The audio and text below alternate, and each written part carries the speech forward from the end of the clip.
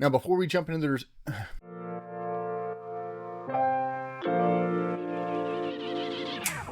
What is going on, guys? Welcome to The Reformed Reader, the channel where we review different forms of media through the lens of a Christian who is under the authority of the Scriptures. My name is Josh, and today we are going to be doing a book review of Hidden Pictures by Jason Rekulak. I think that's how you pronounce it. Now, before we jump into this review, let's go over what is this book about. Fresh out of rehab, Marley Quinn takes a job in the affluent suburb of Springbrook, New Jersey, as a babysitter for Ted and Carolyn Maxwell. She is to look after their 5-year-old son, Teddy. Mallory immediately loves this new job. She lives in the Maxwell's pool house, goes on nightly runs, and has the stability she craves.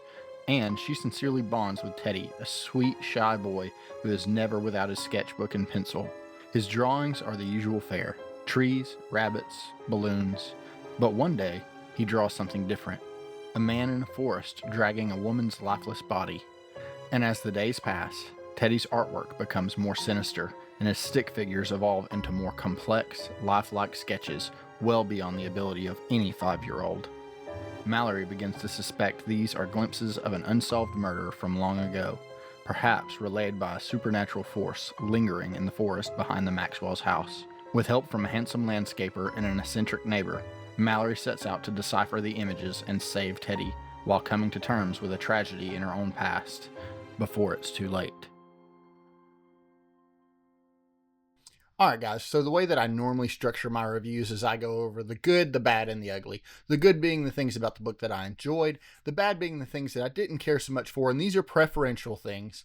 But then I go into the ugly, which is what could be some sin that is steeped into this work that might hold a Christian back from picking it up.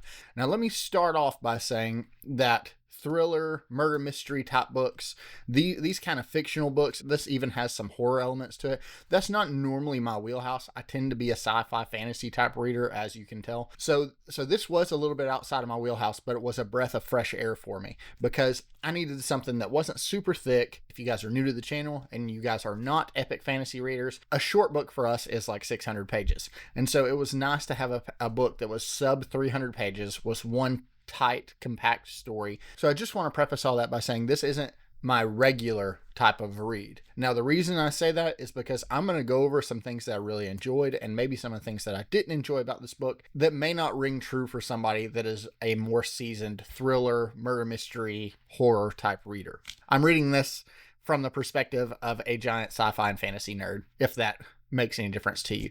So without any further ado, let's go over the good. So what were some things about this book that I enjoyed? The plot is first and foremost. I think the characters were good. They were good. I don't think they were, I would say they're better than just fine, but they also aren't extremely memorable. Like when I read the summary on the inside cover, I completely forgot the names of the parents because they're not really one of the primary focuses. But I say that because a lot of these thriller, murder mystery type books usually are not centrally focused on our characters. So I say that because I do tend to be a character reader. I wouldn't necessarily say that I'm a character first reader, but the characters are very important to me.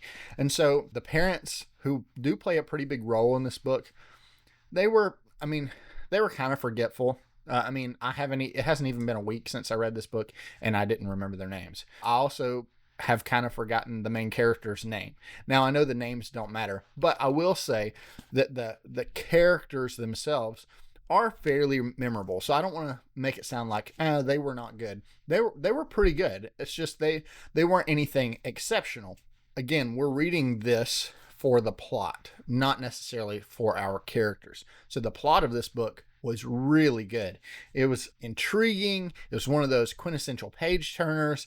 Mr. Rekulak, if that's how you pronounce his name, he definitely knew what he was doing by hitting us with a cliffhanger at the end of every chapter, because I kept finding myself wanting to read one more chapter, right? So he knew what he was doing there, and he did an excellent job of it. So the plot was good. The characters were pretty good. I did enjoy the setting. It had, for a brief period of my life, I lived in the northeastern United States. I lived upstate New York, and this is set in a similar setting, and it definitely gave off that kind of feel.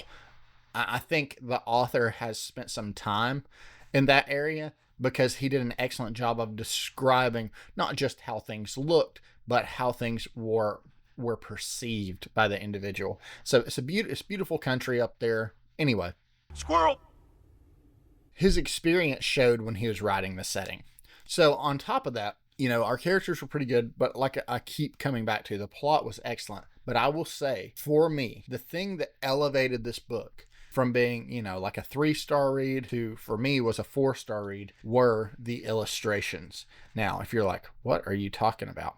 As you read this book, this story is about the nanny, just like you heard before, unless you skipped the section where I go over what this book's about. The story is told from this nanny, and she's seeing the child that she's taking care of. She's seeing his drawings that he's doing, and the drawings play a big role into this book. And so you'll have things like, it's what you would think is a quintessential 5-year-old boy's drawings. Them playing in the woods, right? Them playing in the pool, them at the house. And then, every once in a while, as you read, you'll get something like this. And you're like, whoa, like this kid has some issues. and absolutely he does. But then the drawings get progressively better. And so that's kind of where you start, and you end up somewhere around, I'm going to try not to give anything away. You end up somewhere around here. So as you can see, a 5-year-old clearly didn't draw this. So the illustrations in this book really elevated this book. Now, for those of you that have read the Miss Peregrine books, you kind of know what I'm talking about. It has a very similar feel. So in the Miss Peregrine books, not to get too far off topic, Squirrel! The author ends up using old photos, distorted photos, or some weird looking photos, some creepy photos from the past, and he incorporates them in the story, and it really heightens the story. It really makes it feel real and lived in, and it pulls you into the story, which is what the author wants. And so Jason does an excellent job of using these illustrations to catapult you into the story. I would say to draw you in, but it's less of drawing you in, and it's more of like slinging you into it, because once you get wrapped up in it, I think it's going to be hard for you to come away from it without really remembering these illustrations. So the good, I would definitely say the plot is excellent. Characters are pretty good. The setting is pretty good, but the pacing, it's super fast paced. There's no fluff in here. This was really trimmed down. Now, if I were a betting man, I would say that Mr. Rekulak here, he probably wrote this story and turned it into his publisher, and they probably said, hey, with this being a murder mystery type novel, we need you to trim this down to sub 350 pages. And he did, if you remove the illustrations, because that's sort of their target audience. I don't think their target audience is looking to read a 600 or 700 page book, and there's nothing wrong with that. But I will say that this story didn't need to be any longer. So each chapter was very intentional. There isn't a lot of fluff.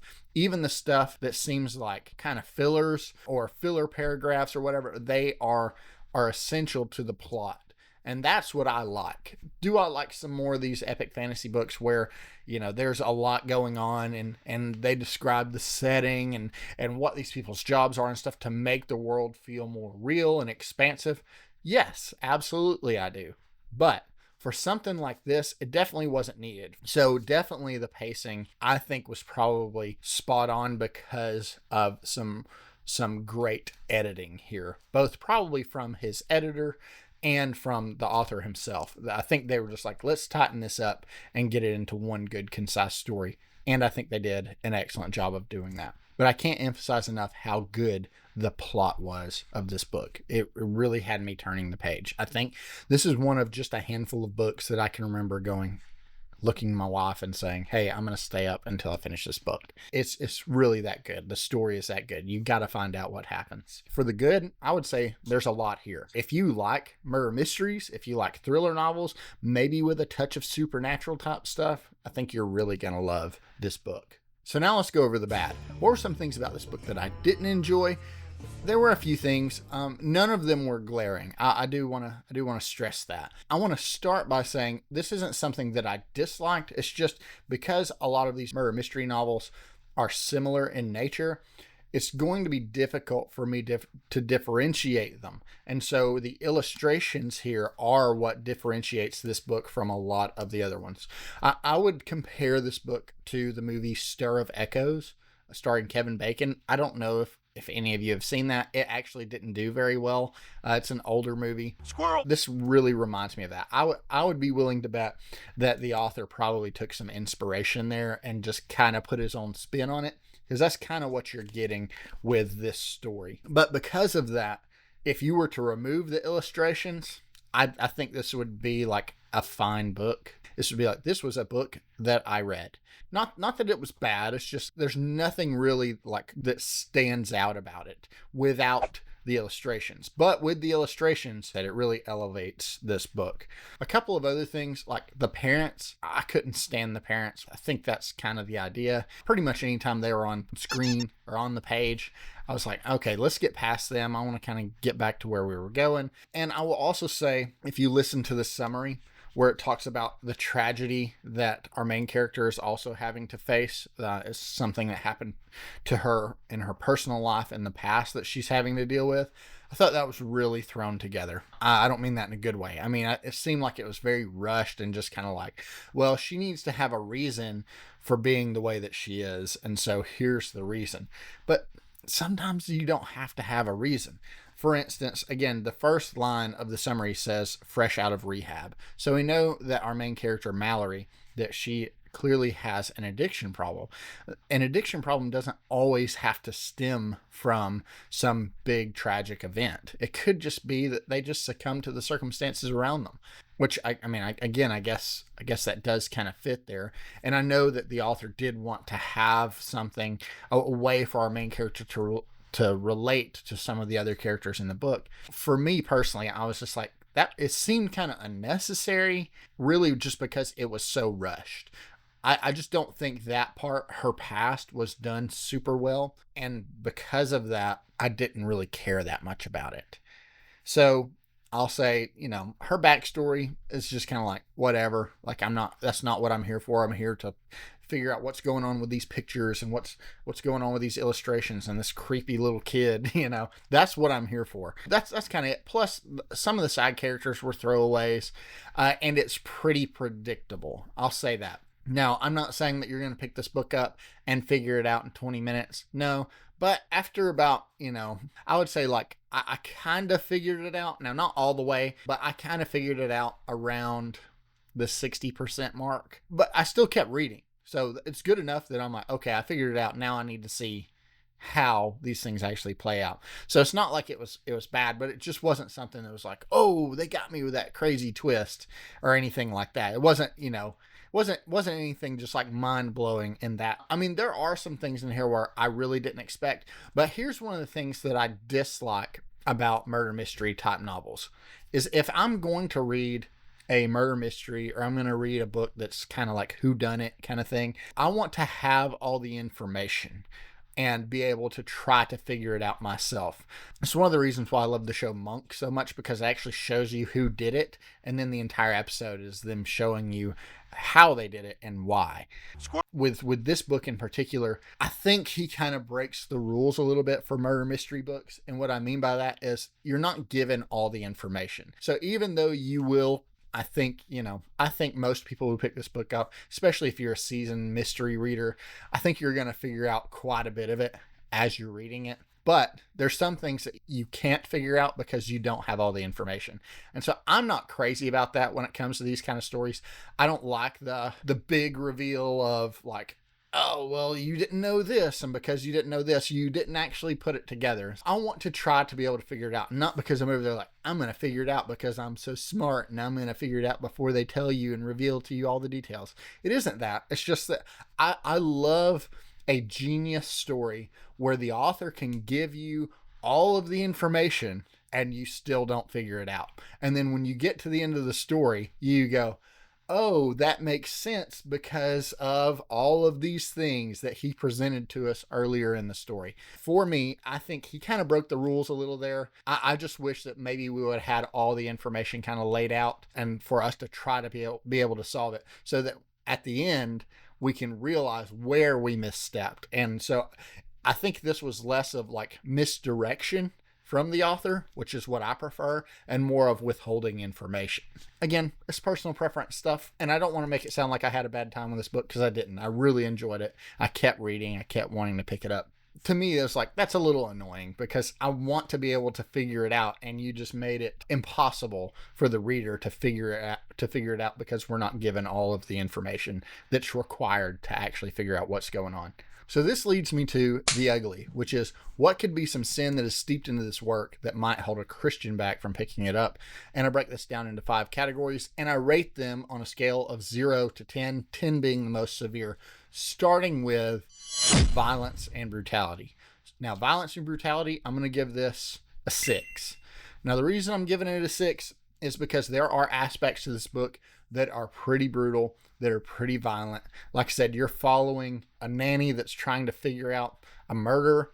And so obviously it's going to go into some detail. Also, the illustrations, they depict some violent scenes. They depict some things that are a little more brutal in nature. So if you don't want any violence or brutality, this probably isn't the book for you. Plus, I don't really know why you're reading a murder mystery then.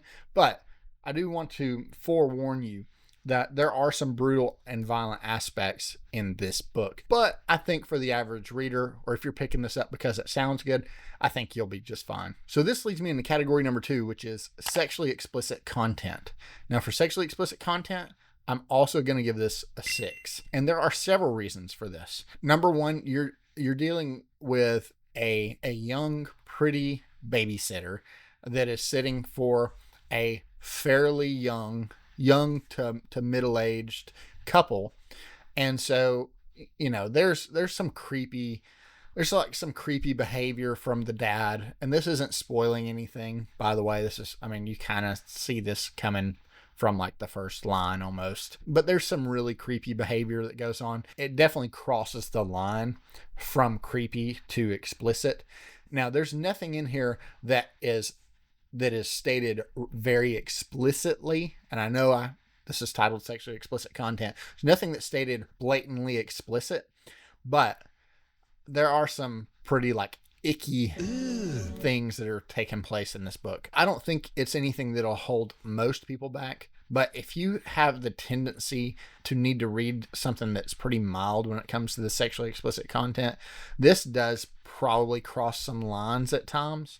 Now, it didn't for me. It definitely towed right up to the line, but for the most part, and I know I say that all the time, but for the most part, it's not really in here. It's not a central focus in the book, but there are some things where I'm like, okay, this has graduated. I would maybe even say devolved from being like gross and inappropriate to you trying some like, it's assaulting in ways. Just be forewarned, there is some sexually explicit content in here. I'm trying to make sure that I word these things without going into spoilers. And there's some like sexual trauma that takes place in this book a little bit. Now, again, it doesn't go into detail about like somebody being assaulted or anything like that, but there's some weird, icky things in here that I just wasn't really a fan of. That's why I also gave it a 6.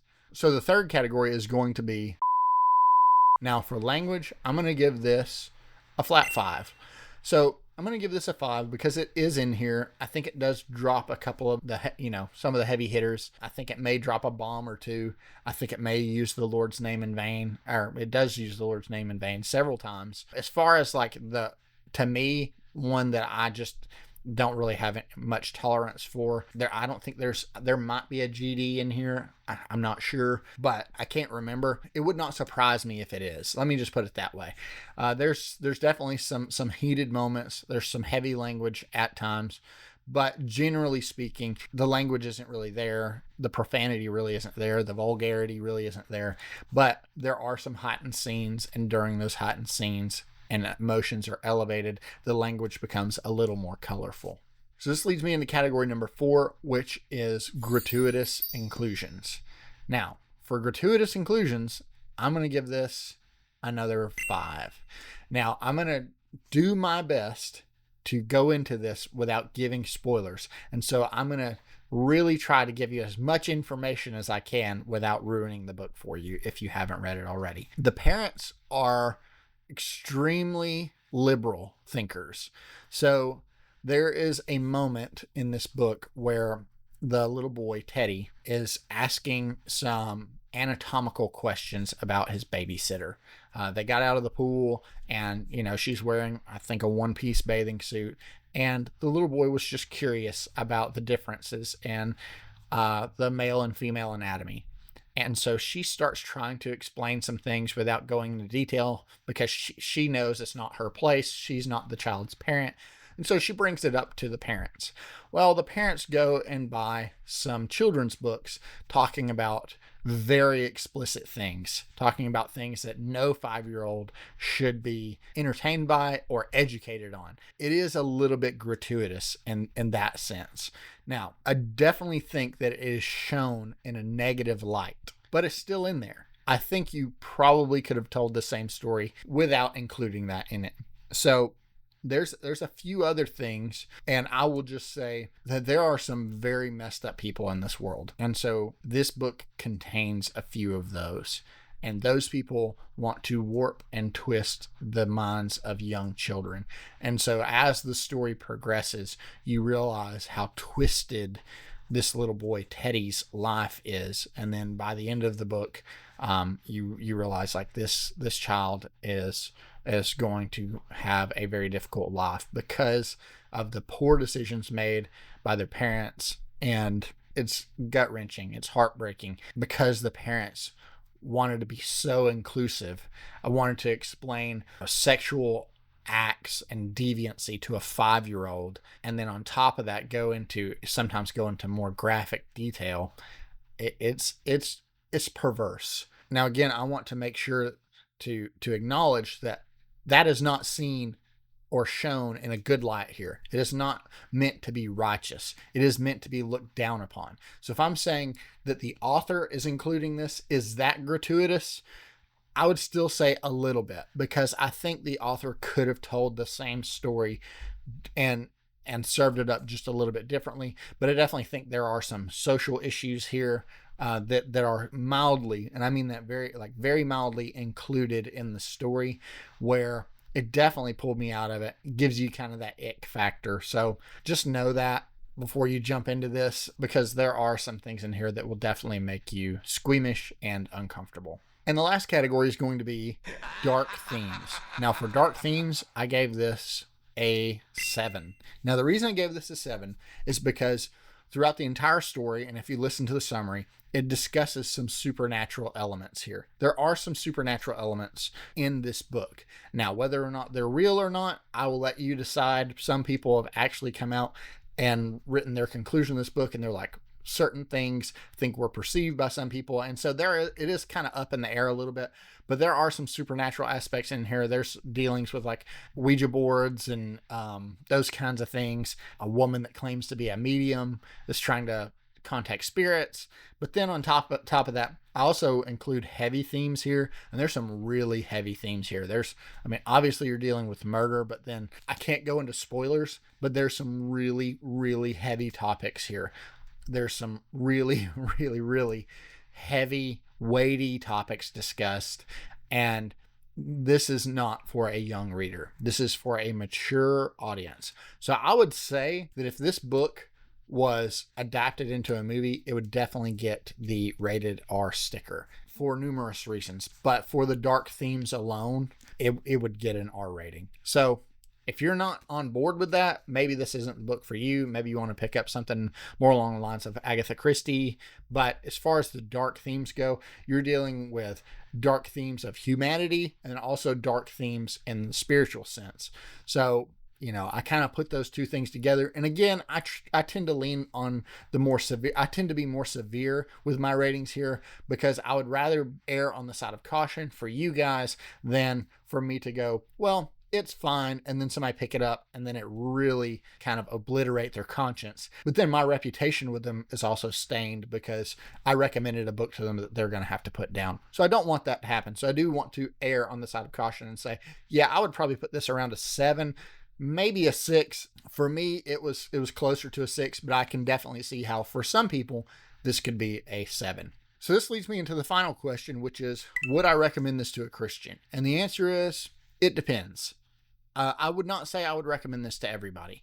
I would not recommend this to a young reader. I don't think I'd even recommend this to a very young lady. So for my little sister, Sarah Grace, I don't think I would recommend this to her, just because it deals in some topics that I wouldn't feel comfortable with her reading. I think she's mature enough to read it, but it's one of those things where I'm like, I just don't know that I would feel comfortable with being like, here, you need to check this book out. I would probably, if she liked this kind of thing, I would probably be like, just approach with caution.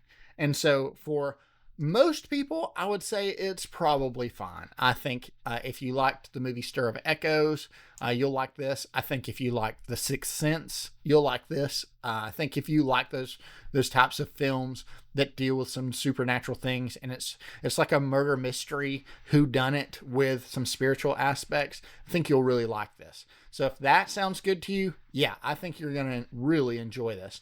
But if that doesn't excite you, if you're like, look, that's not for me, I don't want to delve into the spiritual world and mess with that kind of stuff, I get it. Maybe that's not for you. So would I recommend this to a Christian? Yeah, but it would depend on who it is. It would really depend on the individual for me to go, I think you would love this book. So again, if you like some of the murder mystery stories that have some spiritual context, but also deal with some heavier type themes and have some horror elements to it, I think you'll like this. But otherwise, maybe it's not going to be for you. So guys, overall, I actually really enjoyed this book. I gave it 4 out of 5 stars on Goodreads. I think I gave it like an 8 out of 10 total. It's definitely got some really high points here. It's got some moments here and some elements here that are definitely going to stay with me. I thought it was a really good, really fun read. And those illustrations, man, they are creepy, and they just knocked it out of the park with helping tell this story. But is this going to be one that I'm going to pick up and reread? No, it's not. As a matter of fact, I'm already looking forward to handing this off to my friend Mergen. I think she'll really like this. Hey. So I don't think this is going to be one that I'm going to pick up and reread, but that's not to detract from this book. I think that's kind of the case with any murder mystery book. I think, once you find out who done it and you figure out why and how, it's going to be hard for me to go back into it. And so, this won't be a reread, but it was definitely a fun read. So thank you guys again so much for coming and hanging out with me and listening to me ramble about this book for a little while. Guys, please, if you don't do anything else, I don't care if you like and subscribe or whatever. I do appreciate it. But please share these videos with your Christian brothers and sisters, because it is my goal with this channel to be a good resource to my brothers and sisters in Christ, so that maybe I can help you guys spend your time, energy, and money a little more wisely on things that honor the Lord. So thank you guys again so much for watching, and I will see you on the next one.